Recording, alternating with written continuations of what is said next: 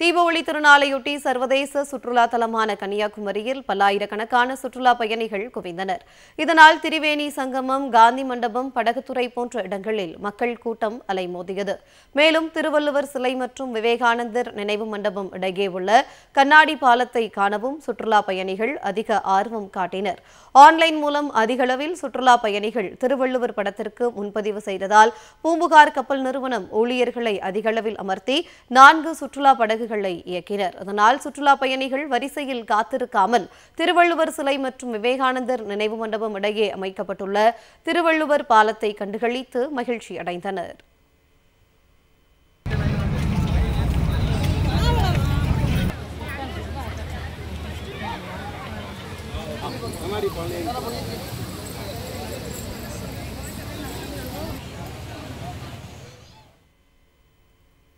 உதகையில் தற்போது 2ஆம் சீசன் களை கட்டியுள்ள நிலையில் நாள்தோறும் சுற்றுலா பயணிகளின் வருகை அதிகரித்து காணப்படுகிறது.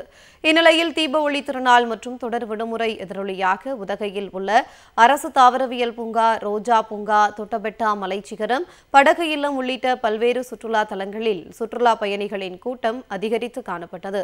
குறிப்பாக உதகை அரசு தாவரவியல் பூங்காவில் பூங்கா மலர் மாடத்தில் அடுக்கி வைக்கப்பட்டுள்ள பல வண்ண மலர்களை சுற்றுலா பயணிகள் தங்களது குடும்பத்தினர் மற்றும் நண்பர்களுடன் கண்டு ரசித்து செல்ஃபி மற்றும் புகைப்படம் எடுத்து மகிழ்ந்தனர். உதகை அரசு தாவரவியல் பூங்காவை கடந்த 3 நாட்களில் மட்டும் சுமார் 30,000 சுற்றுலா பயணிகள் கண்டு ரசித்துள்ளதாக பூங்கா நிர்வாகம் அறிவித்துள்ளது.